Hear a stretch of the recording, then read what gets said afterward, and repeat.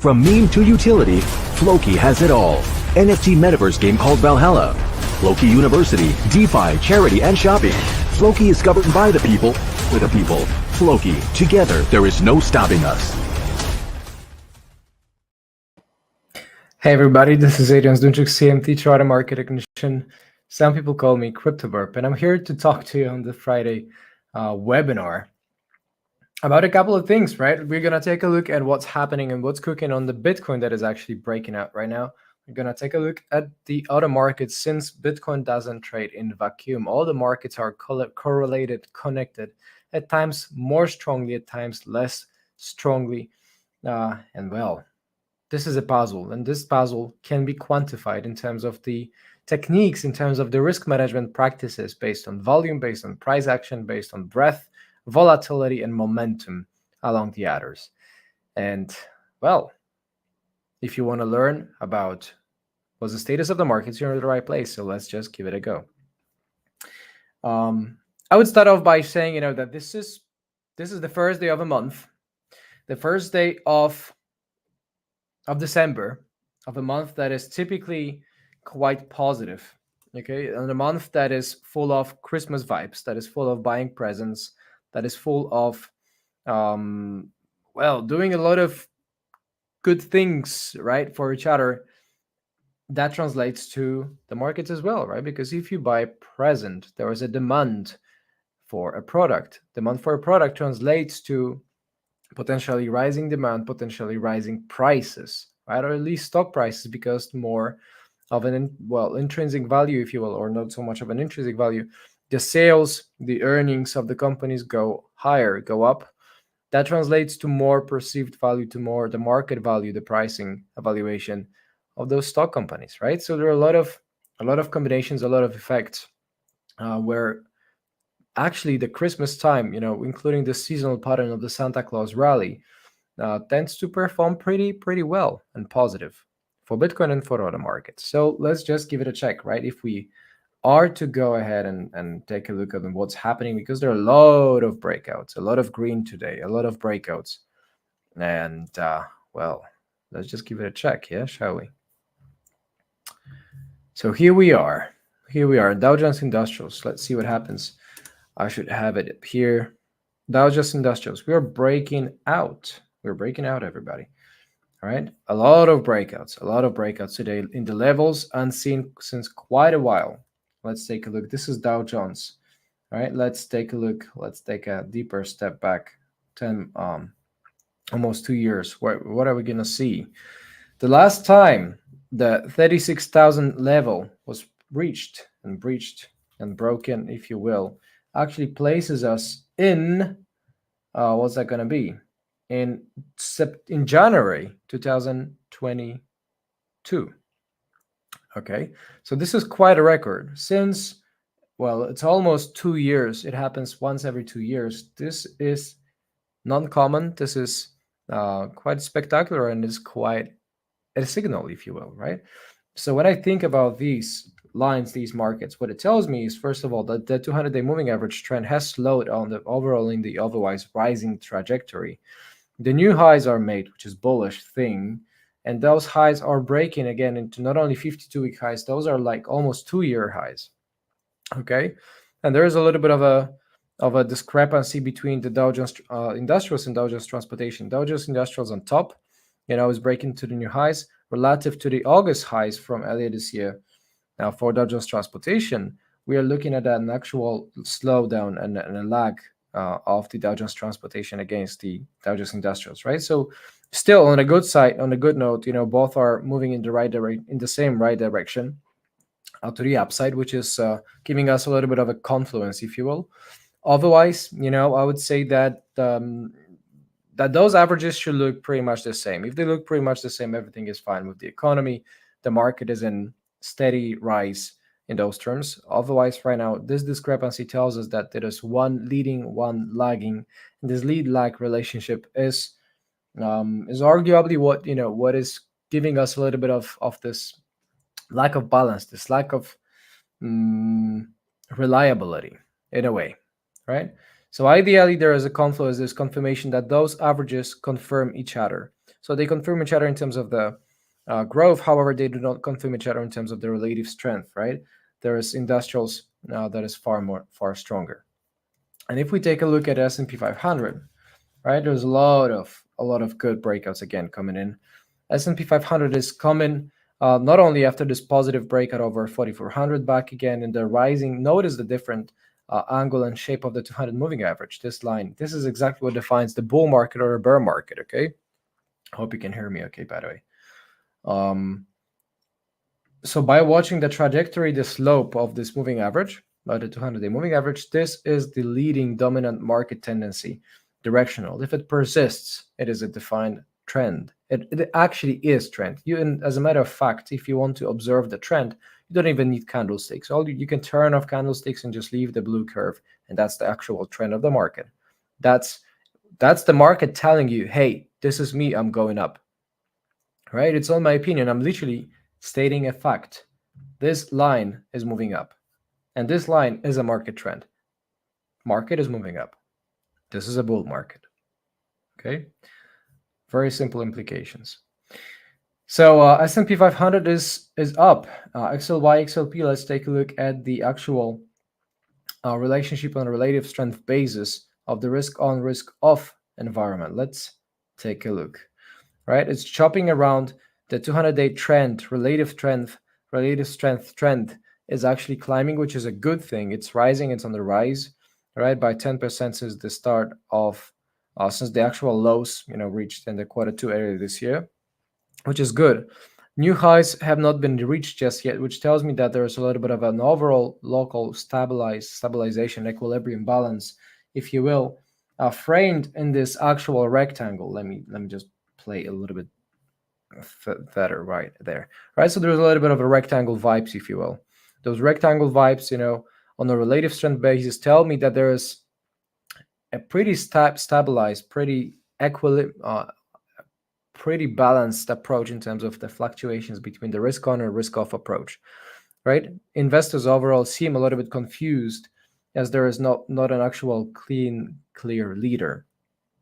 No distinct leadership overall for the past several months.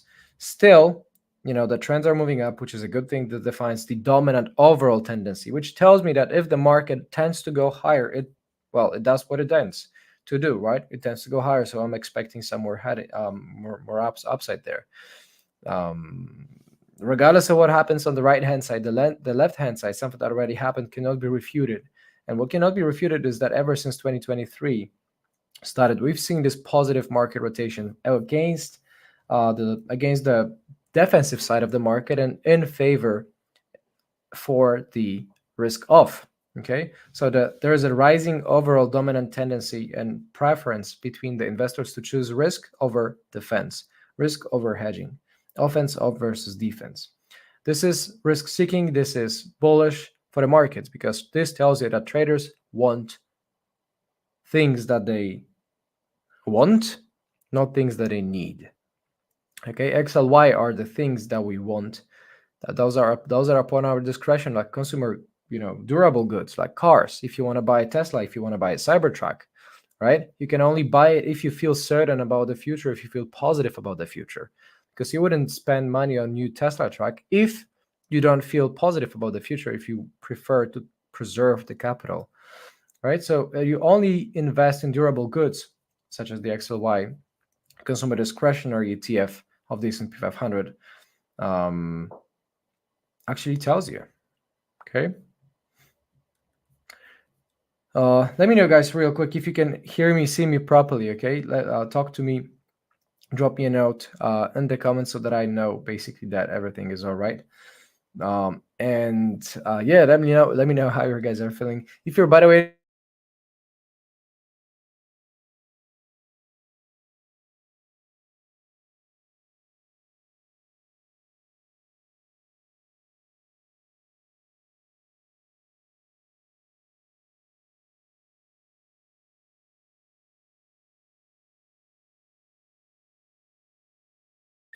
a fresh note, I think I'm back.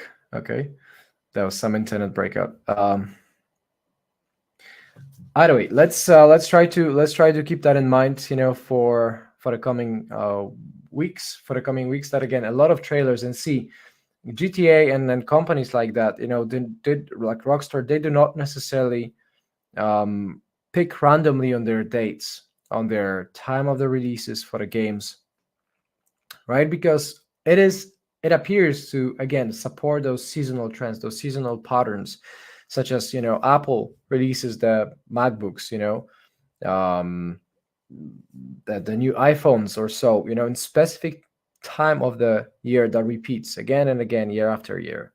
Okay, that doesn't happen randomly. That they change, the release date every year. Also, a lot of movies tend to release specifically in the first quarter and the last quarter of the year, right? So there are some similarities. They tend to avoid the quarter three, which is typically quiet, which is typically kind of like slow in the markets. People take time off. They go to chill, basically. Okay, and if they chill, if they do not really participate in the financial markets, this means there's less liquidity, less volume, less transactions, fewer transactions, less buying support, less demand, and hence the markets are more likely to go sideways or fall. Right? There is a pretty straightforward connection right there. So if we are to get back on track regarding the analysis, what are we having else? Is again this XLY XLE. Let's take a look at the energy. Okay. What are we going to see on the energy side?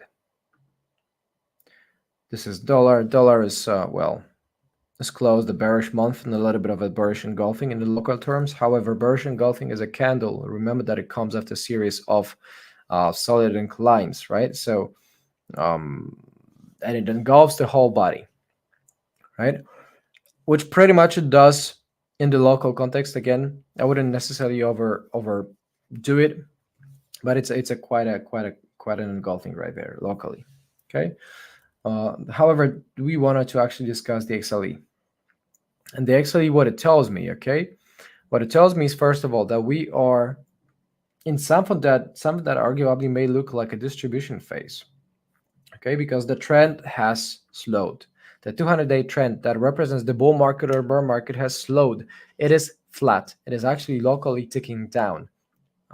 Which tells me again that this is not necessarily the most bullish phase of the bull market anymore. It's maybe not even a bull market anymore because, well, guess what? The prices don't move higher, and they move sideways for about 2 years. Okay, and if they move sideways for about 2 years or so, well, guess what? They are not rising. And if they are not rising, this is not a bull market, right? So it seems overall that the energy market, the energy sector at ETF, hasn't been really rising for quite a bit. Let me find another chart. Maybe I had another chart right there that was a little bit more specific. Let's take a look. Energy. XLE. Energy sector. There you go. Yeah, there you go. That's a chart. Okay. So relative strength trend breakout against the S&P 500, in the local downfall. A lot of peaks. There's a lot of peaks, a lot of congestion in the upper range of the whole 2-year breakout. Of the 2-year rectangle, if you will. That doesn't really commit with too much positive thing, because at the end of the day, when I take a look at those local declines, all that I see is that locally we are barely making it above the 200-day moving average, and there's little support, it seems, right? Typically in the past, the most of those kind of like touch points, the 200-day moving average, they had some sort of like a reaction, right? Maybe in the local context, especially when it was rising. When it was rising, this often works as a support, right? However, if the average trend is not rising, it actually translates to lower, steady, flat movement overall and chop. It means there is much more randomness and much less reliability, resilience at around the same levels, right? So if that persists like this, eventually this may turn into some sort of like a bearish formation, like a bearish flag or something like this, that eventually may take us even lower, right? Still, we need those breakouts. We need the breakout signal. So breakout signal, of course, is the price making low below 82 points for XLE. And guess what? If that happens, well, we don't know if that happens. It may easily just break out, and continue higher, for instance. We don't know what happens. Still, energy declining energy prices are good for the markets overall, because declining energy prices means you pay less for the electricity, you may pay less for the energy. And if you pay less for the energy, you have more money in your pocket. You have more disposable income that can fuel in the financial markets. You can spend it on Bitcoin, you can spend it on durable goods, you can spend it on the cars and all the other stuff that you want rather than the things that you need. You need electricity. You need healthcare. You need staples, like simple consumer goods that are like literally the basic ones, like food, beverages, clothes, and so on. Right? Um, so yeah, it tells me that the energy seems to be in a little bit of a trouble. The trend is actually, somewhat declining, lower highs, lower lows for most of the part. Um, I would be careful if I was in energy. I would be careful. And what else? The yields, yeah. Let's take a look at the yields. By the way, gold. Where are we? Oh, there is a nice breakout on the GLD. Okay. So gold is 2057. Positive breakout. The averages are moving up, which is a good thing, which is rising. This is literally the market telling you, hey, I'm going up. Right? It's not me, it's the market telling you this. Those are the averages. So all averages are pointing upwards, which is a multi-time frame confluence, if you will, confirmation. So it's a good thing, right? Because, well, if you're long on if you're bullish on gold, you're more likely to see the price appreciation. Silver,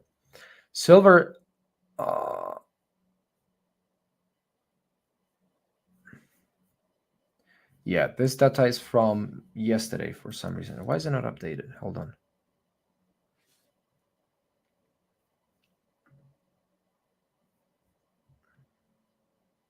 Right, there you go. So the S&P again, S&P is close to the breaking out to, let's take a look. S&P 500, come again. Lucky we took a look at the good chart, right? So we are actually, let me check real quick.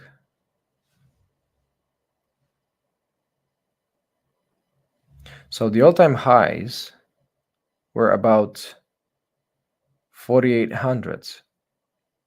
Okay, about 4,800. So there is still quite a little bit of a move left for the all-time highs. Otherwise, it's a fairly good looking stuff right there. And like I said, those parts have been discussed. Transportation is up nicely, breaking out overall locally still. Like you can take it as some sort of like a inverse head and shoulders, right? Here's the left shoulder, here's the right shoulder, here's the head. So you could project it as a potential target of what's it going to be. Almost 3,000 points, sorry, 2,000 points, right? So it's going to take us some, even probably over the July highs, it seems, right? If we were to measure it this way. Otherwise, the strongest performer from what I'm seeing and looking at is today the real estate, 1.83% up. Okay, then we've got 1.5% for the industrials, which is Dow Jones Industrials to an extent. Consumer discretionary 1.21 and 130 materials. Okay, so there's quite some decent move. Airlines are picking up, which is interesting because overall, see how beautiful the trends were to the downside, right? Such an artwork.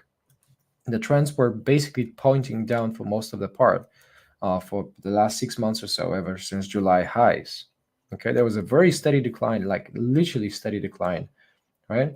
You don't even need to take a trend line because this green trend 20-day moving average is the trend line itself. So you don't need to draw it itself, right? All that I'm saying is that there was some fairly well established piece of evidence, that the market was going down in this channel, descending channel formation between those trend line, if you will, on the bottom and the actual 20-day moving average. And 20-day SMA just crossed over the 50-day trend, right? This tells you that the short-term bulls are advancing or stronger than the medium-term bears. That's what it says. The average is still kind of like flat, a little bit pointing down. I wouldn't pay too much attention to it right now for this reason. USB 30-year bond prices and the local steady incline, okay, at 160 51 up there. Um,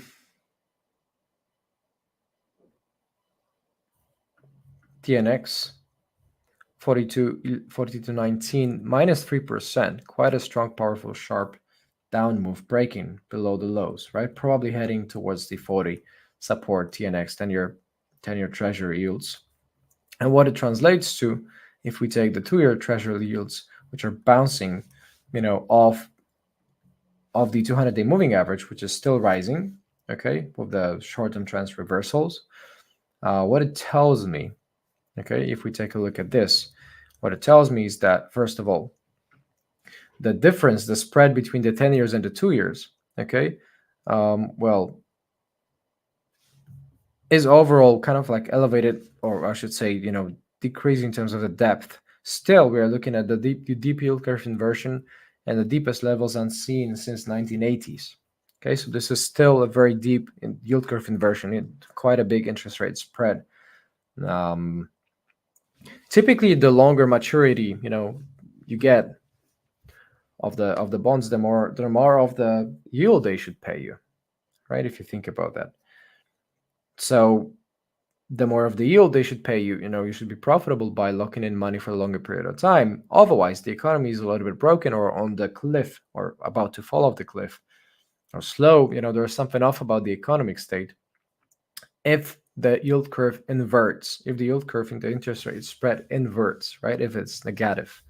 Because if the spread is negative, this tells you that the actual 2 years are stronger, right? Higher than those longer term yields. And this stronger yields, on the short-term horizon come from the Fed policy, monetary Fed fund policy, right? So the Fed fund rate can only, the Fed can only work on a short end of the yield curve.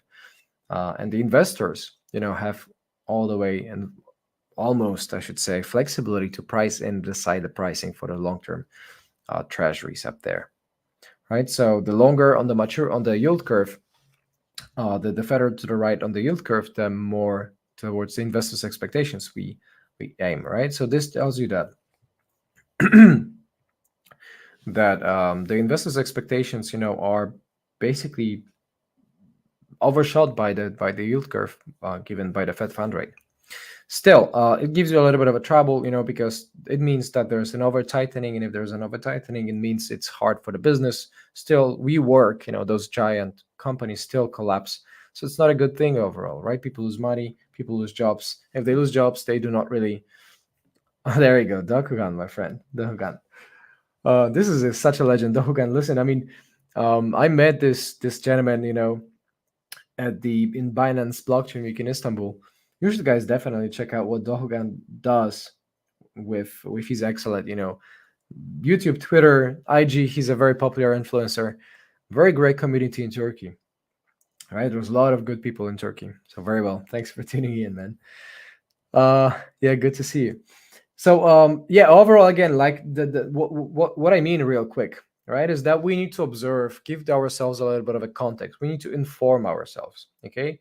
And if we want to talk about Bitcoin, okay, we need to inform ourselves about other markets as well, into market technical analysis, if you will, right? As John Murphy often states, he was one of the pioneers of observing those relative strength trends by observing two different markets at the same time, because at the end of the day, you want to make money, and if you want to make money, you want to make more money than less money. Okay, and in order to do it, you need to track an asset in a context. And if you want to track an asset in the context, you have the lead lag relationship, or the weakness and strength, right? If you rank all of the assets against the benchmark, let's say Bitcoin or S&P 500, then you have come up with a relative strength rank. And the momentum investing, that is the most, and all this documented investment strategy, that is the very basis of technical analysis, that at that time wasn't even called technical analysis, right? Because people hadn't even invented that at that time just yet. 215 years, if I'm not mistaken, of documented strategy for the momentum investing that underlies, the technical analysis works. And Momentum investing says long strength and short weakness. You want to be long on the rank, on the top of the rank of the outperformance against the S&P 500. You want to be short on the rank on the very far bottom of the benchmark rank against the S&P 500, right? You want a long strength and short weakness. Speaking of which, there's a chart I wanted to show you, right? This chart is actually over here. And this is on the top of the chart. There was a Bitcoin chart, an actual Bitcoin literal price chart, even before the breakout happened. Right now, the breakout is taking us into 3800s, which is a good thing. It touched somewhere 39,000. Still, what matters is that the bottom curve, the black curve, is a total crypto altcoin market capitalization chart. Okay, getting closer to 660 billion right now as we speak. Okay, so all that, what does it mean? Well, in the context of the momentum investing on making more money than less money, right? You want to rally along with something that already rallies. You want to be on the train that leaves the station rather than wait, because waiting is expensive. Waiting and doing nothing while actually doing money, making money, is a loss, is an economic loss, is a missed opportunity, is an opportunity cost. And in terms of Bitcoin, that tends to rally very hard at times, and it tends to rally 50%, 100%. You can literally, by choosing your portfolio attribution wrongly and allocating your money into altcoins that clearly underperforming Bitcoin by a lot, okay, it may happen that you stare altcoins going sideways for the past, year and a half, while Bitcoin actually moved 130, 40%. Okay, so let's take it. The point of reference, let's take it. The point of reference is in August last year, August 2022, okay, when there was a peak of local bear market rally at that time, right before Bitcoin just fell even lower with the FTX collapse and so on, right? So the altcoins ever since move in a fairly well established channel, sideways channel, right? They do not really trend. Even the BPRO 200-day trend line kind of like fluctuates if you see it, right? There's not much of a direction. For Bitcoin, if you take a look at the actual trend, it's rising, okay?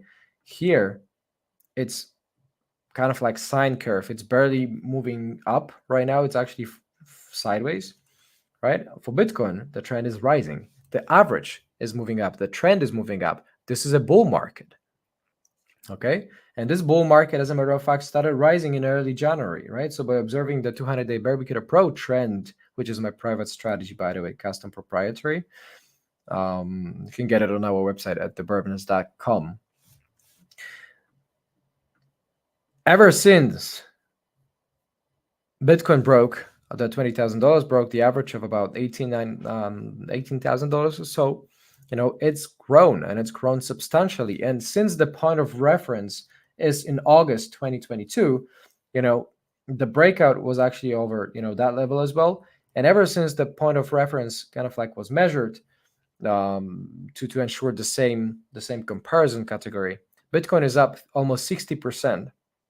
Okay, and altcoins are down 4%.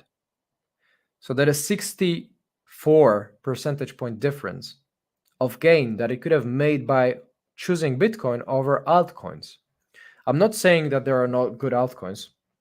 There is one that is actually very good. Speaking of which, I don't know if I'm going to be able to share it. Let's see.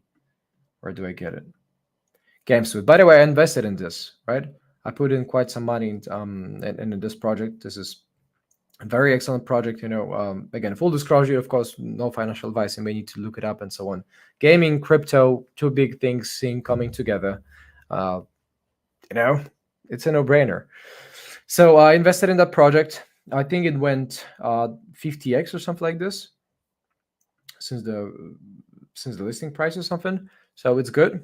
It's a good investment. So taking a look at the actual trend, again, I'm a trend follower. I follow the trends. You need to follow the trends to make money, because if you do not follow the trends, you literally position yourself, just like I said, in the altcoins that are right here, doing nothing, just bouncing between, back and forth between the levels, mostly in sideways overall, except for local outliers that just fly very high and very strongly. The local trend is picking up a little bit, although, still, what matters is that Bitcoin is outperforming by 64 percentage points. Okay, the altcoins. There's a huge amount of money to be made, because you could have made 64% gain in the same time span when altcoins, holding on to altcoins on average, have lost you 4%. Okay, so altcoins per the momentum investing strategy are not the place to be in, right? You should long strength, and short weakness. Long strength is in Bitcoin. You should long Bitcoin and short weakness. Weakness is in altcoins relatively. So what I'm saying is that if you were to make a choice, and again, I cannot give you financial advice, even though I'm licensed for it. I cannot give you financial advice because I don't know you. Everybody has a different risk preference profile. Some of you are risk seeking, are natural, pretty good gamblers. The others are not really feeling good about the risk at all. The others are risk neutral. So it's all independent. It's all independent and individual. So there is no reason to take it as a financial advice, because it is a general overview, right? So what I mean is that if you were to choose where to put and allocate more money, right, to Bitcoin or to altcoins, the market itself, it's not my opinion, the market is telling you, hey, I'm Bitcoin, I'm going up. Hey, I'm altcoins, I'm moving sideways. Those are facts. Those are not my opinions. This is something that that you literally see in the chart. This is something that happened. So it cannot be refuted. It is undeniable, right? It is a fact. It is not my opinion.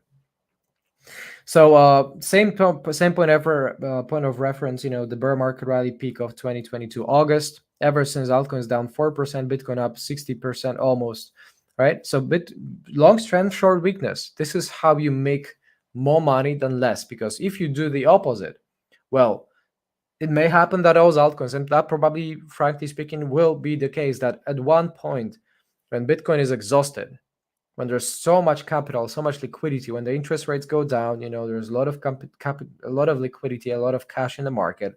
The governments, central banks just flood the markets with the money, maybe print more.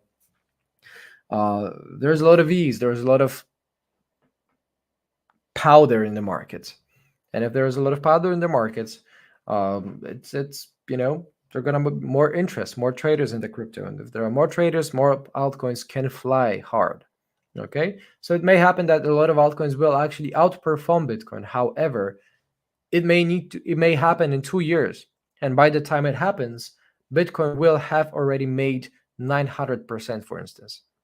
So what I'm saying is that rationally, if you long strength and short weakness, you agree to rally the trend or rally the train that is moving and give up on a train that is delayed, on a train that stands on the parent, that stays on the station and doesn't move.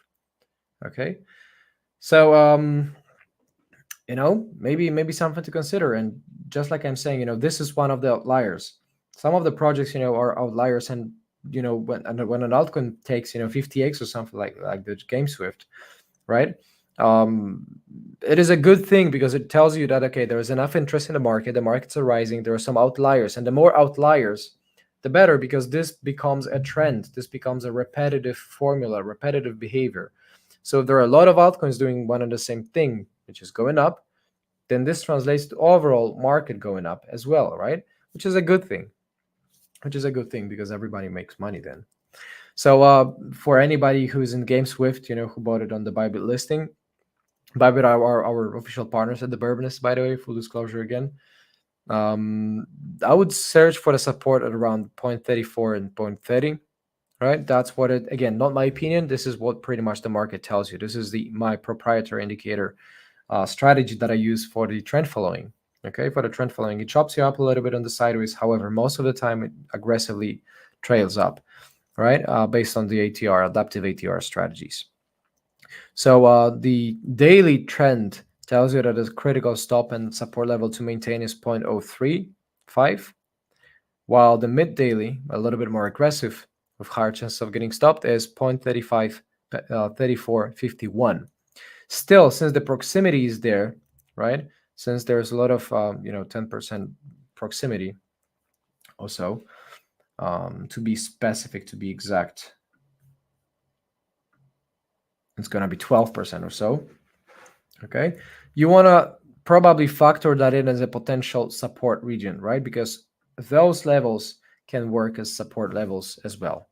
So just maybe again, I'm not saying like this is a best investment, best investment opportunity right now, because I have no idea what happens tomorrow, right? I have no idea what happens to me. I have no control over the future, so take it with a grain of salt.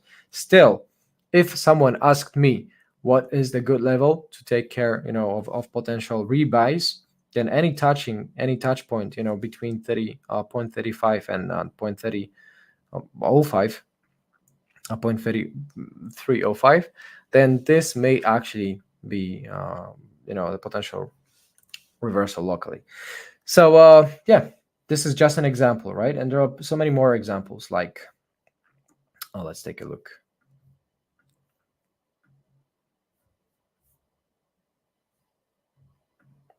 Sol, I some time ago charted Sol. Okay, see, the trend is moving up. It is a powerful trend, and again, the trend is moving up. It is a fact. It is a statement that is factual. It is not my opinion. I'm literally telling you that the line representing a trend, that the line being a trend, is moving up. And if it moves up, this is what defines a bull market overall, right? So what it tells you is that since October this year, there's this powerful breakout, right? And this powerful breakout of 2x basically for Sol took Solana out of the bear market, because even though the trend was not moving down, which means that the bear market finished, there was the accumulation phase that lasted almost a year. Okay, and this accumulation phase was broken into the actual bull market. So any buybacks, closer to the actual trend, closer to 34, 40 maybe, right? Maybe a good buying opportunity. We'll see. I don't know. What else? What other altcoins I've got stored right there? Cal. Right? This is different. This is a little bit different. See, the trend is, well, it's good that it's in the orange, that it's moving just a little bit.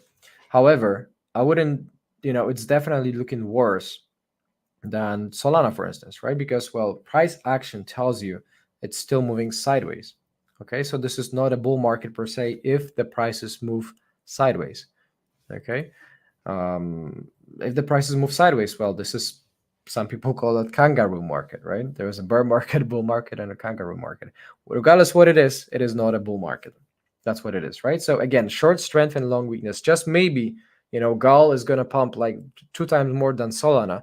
Still, it may happen in 2 years, or it may happen never, for instance, because we never know what the future holds, right? So you want to see and choose something that is factual, something that is strong, whatever, something that is opinion-based about the uncertain future, that you have no way to confirm that, and lacking the strength, right? This is why relative strength is important. You need to track the relative strength, what the performance of one asset versus another.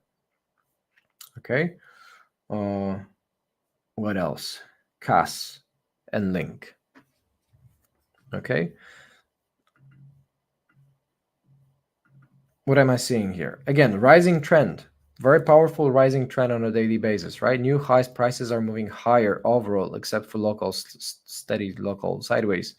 That is pretty much irrelevant, right? Because the prices are moving higher overall, except for local consolidation. The trend is moving higher. The overall market direction is up. So it's more likely to continue this way. The trends tend to persist, especially such strong ones.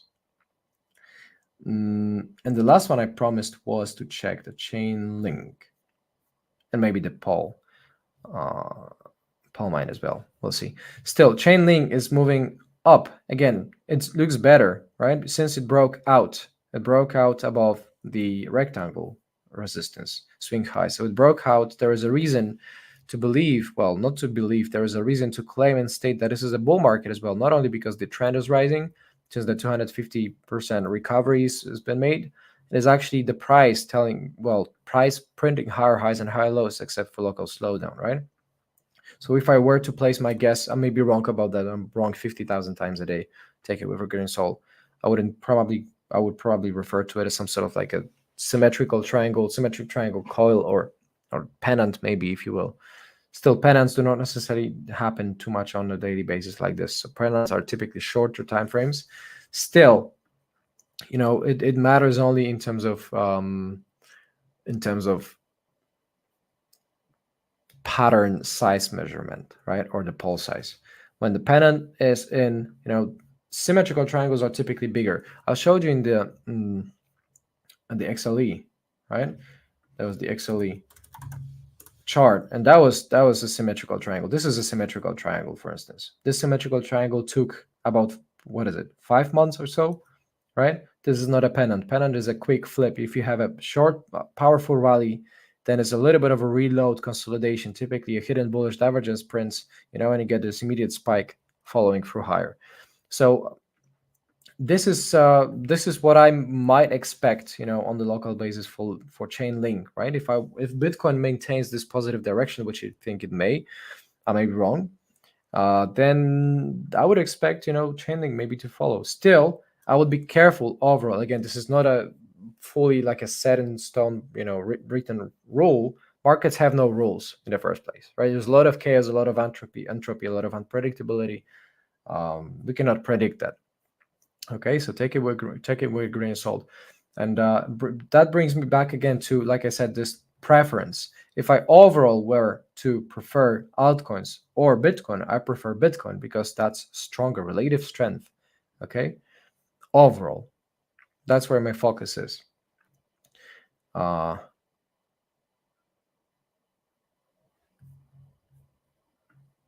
If I were to make other choices, right? Let's say if I were to pick only one, okay? If I were to pick only one, then what I would do is I would go for the relative strength comparison, okay? So I would do, what's that going to be? New layout. I don't want a new layout. It's called, I need to rename it. It's called Sol, by the way. So if I were to take this, let's see what it gives me. Okay, Sol USDT. Okay, and I want to invert it somehow.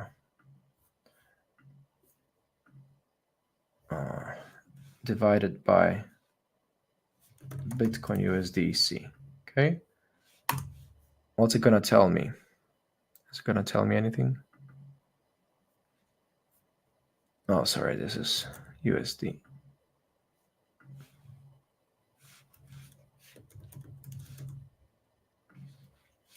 Is it gonna tell me anything? Still not.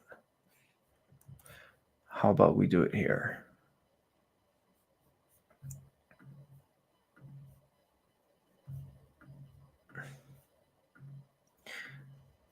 Regardless,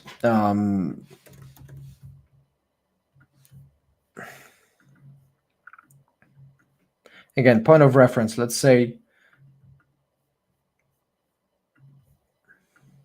start of, what was that? Start of September, or start of a quarter, fuck it. Start of a quarter, October 1st, okay?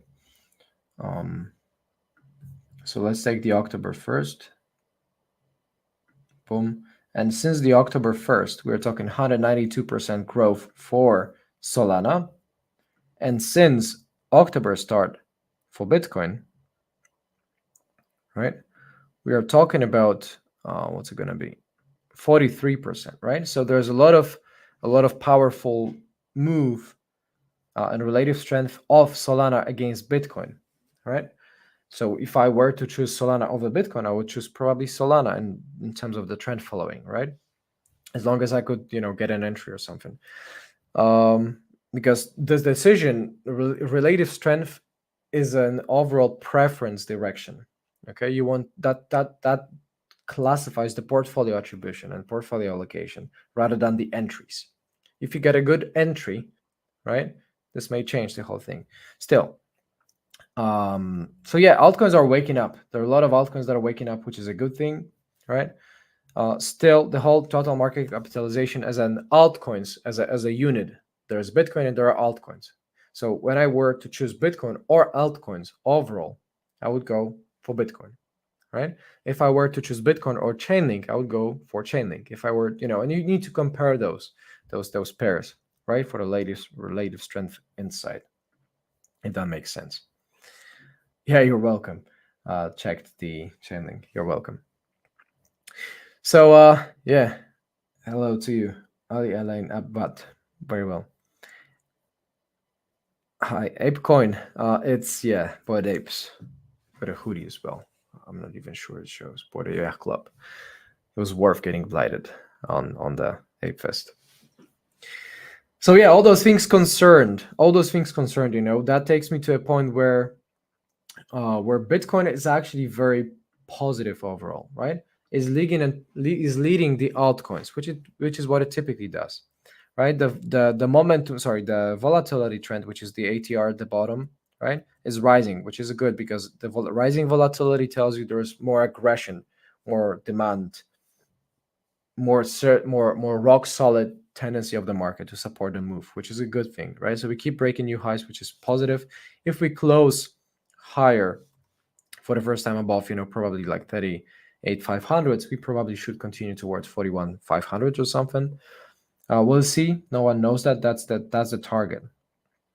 That's the potential target. Otherwise, the target that we were supposed to have from the 5-month rectangle consolidation between $25,000 and $32,000, that was reached, right? Because you take the base size of the pattern, $7,000, 32 minus 25, and you add it on top of the breakout. So 32 plus 7, 39. So we're kind of like tapping into the actual expected target for the breakout of this 5-month consolidation.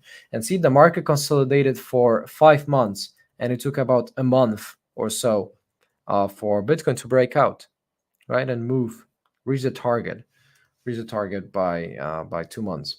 5-month consolidation, or 1 month and a half, for instance, the actual target reaching. Right? What else? Trend support.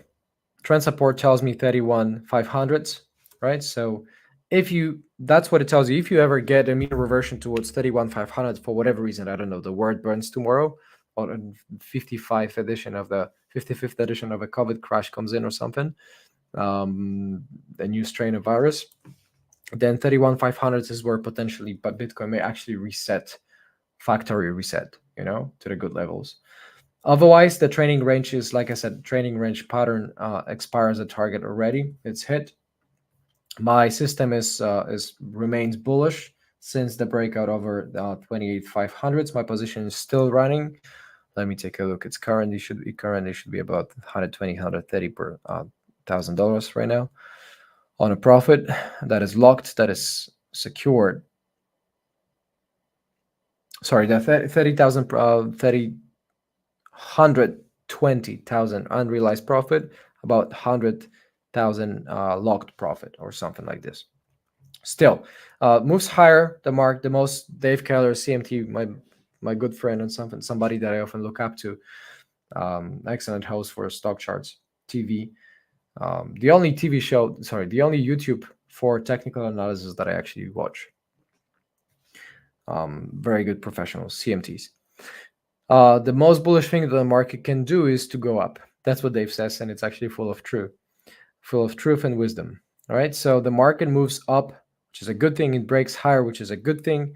The trends are moving up, which is a good thing. Those orange lines are trends and trend supports defined by the ATR, by the volatility indicators, which again gives you a little bit of a support cushion between 36,700s and 35,900s or so, round numbers, right? So if I were to make 36,700s a support potentially, that's where I would expect some bounce in this area, right? If the market actually breaks. Otherwise, market is breaking now. Meanwhile, okay. So while it's breaking, maybe let's not talk much about the support, because it's breaking to the upside. If it were breaking to the downside, we would talk about the support. So 40% up Bitcoin since the start of the quarter, 27% in October, and 8%, almost 9% in November. Good addition. and it's already pressing pretty nicely on the first day of December. And the first day of December, it's already up almost 3%. So, yeah, those are good days ahead, ladies and gentlemen. Very good days ahead. Yeah, what are the odds that we retest $30,000 area in the next few months? I don't know. It's impossible. This is a good question. It's impossible to give you the odds. I have no idea what the future holds, right? We broke out from the strong resistance and never tested it. And that's the problem, right? I mean, that's the issue. That's the beauty of the markets. There is no rules. There are no rules. There's no one to tell you that the market needs to retest or the market should do something or the market must do something, because it's impossible to predict anything. It may happen that it just rallies and it rallies to 500,000 tomorrow. I don't know, right? So we cannot just expect market to do something by just because it did something in the past. This is a representativeness bias. If we take a small sample, right? If we take a look and see, let's try to draw it, right? If we take a look, I don't know, that for instance, this level of 19,000, I don't know. There we go. Right, of $19,000, or let's say was broken. It never was tested, right? It happens at times that the market comes back to the levels, that were seen. Sometimes it's completely accidental and random, because why not? And at times it's, it happens because traders want it. It may become a self-fulfilling prophecy to an extent, right? And traders say, okay, this was at $25,000 and I'm not going to buy until I see this price again. And if enough traders do the same thing, the market actually reduces the demand up there and clusters, around $25,000 for all the buy orders, and the market drops there. At times it happens. However, there are no rules. There's no fixed rule that the market should always test the level, should always come back to the level. If it does, it may be even random, right? It means it doesn't need to be about anything. It may happen just because, right? Not so much about our hopes and dreams. So it's not so much about relying on our opinions, right, on what the market should do, what we think or feel or expect or want the market to do. It is about what the market is actually doing. And what it is doing is expressed by the moving average. And this moving average is fairly simple to read. It's moving up. That's what the market is doing, right? So if the market is moving up, this is the market telling you, hey, I'm moving up. So if the market is telling you I'm moving up, then then maybe it's good to listen. Otherwise, very good question. Thank you, Ali. You're a good man, good guy. Yeah, listen, I mean, that's been a 50-minute session already. I appreciate it so much for your tuning in, Rick, my friend. I'm gonna take it for you. I was supposed to just quit, but drop the show. If you got time left, can you have a quickie look at Matic? For you, Rick, I'll always check it. Don't worry. It looks to me we broke out and is in a nice pullback. Okay, let's take a look.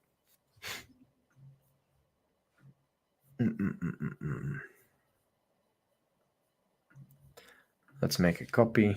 Matic.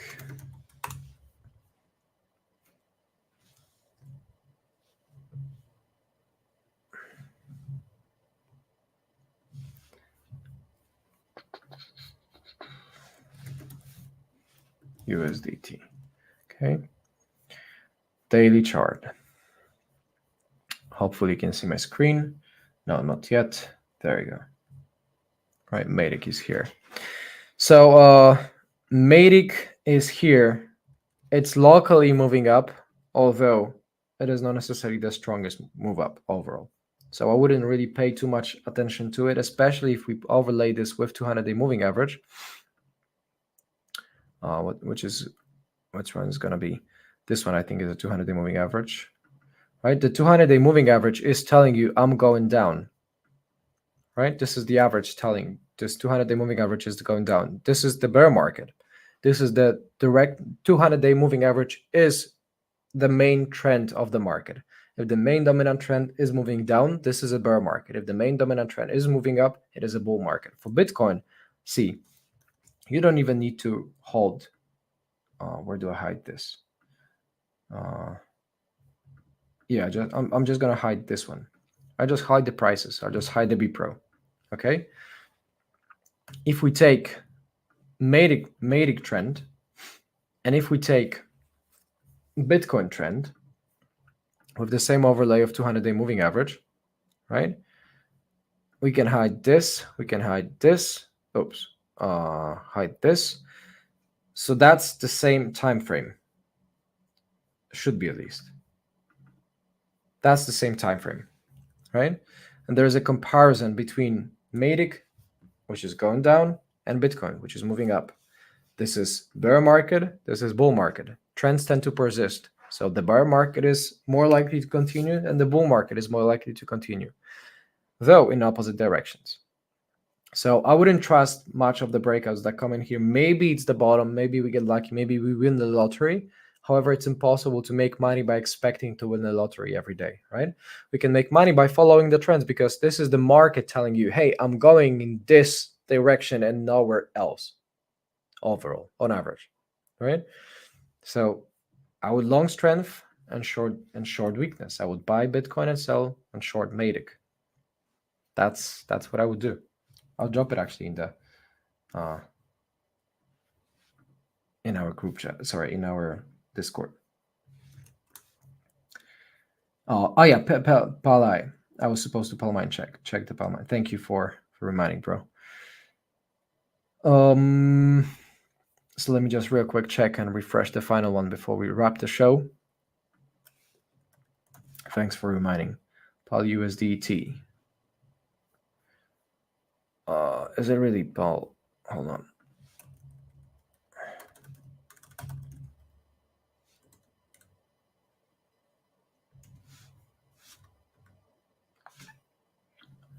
That should be it, yeah. So this is, hold on. This is Tether. This is, what is it? Yeah, this is, oh, okay. So it's flipped to the bearish side. Okay, it's grown a lot, but it's flipped to the bearish side right now. That's the BPRO kind of like indicator, right? So the BPRO indicator is telling you at least that it's moving sideways. I mean, it lost strength that it had since the first pumps of October, since the early days of October, right? So it's lost its trend traction. It's not moving in the same direction anymore, right? It's changed at least to sideways. There is some view up resistance up here based on price and volume. So I wouldn't, this may be the major point of problem and issue, resistance at 18.18, unless it breaks it, which it may anytime. I would expect more downside or sideways, right? So now the bears hold the upper hand, and maybe it goes sideways, maybe it falls. No one knows. But what we know is that a trend has changed and shifted, right? Still, for long term, AI is super bullish, I think, So yeah, take it with a grain of salt. Again, I have no idea. I don't have any crystal ball. Just maybe something to consider. Otherwise, yeah, ladies and gentlemen, this has been a good session.